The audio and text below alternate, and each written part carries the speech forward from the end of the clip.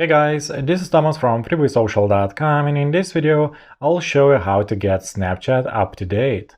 Want to get the latest version of Snapchat and make it up to date? You can do it fast and easy. Just follow these steps and you will learn how. Open Google Play Store if you are using Android device or App Store if you are using iPhone, and search for a Snapchat app at the top. If there is an update available, then you will see an option to update this app as I do. Just click on this button and Snapchat will start updating automatically. If you only see open button instead of update, it means that you have the latest version of Snapchat and there are no new updates. That's how you do it. I hope this guide was helpful and you were able to get Snapchat up to date.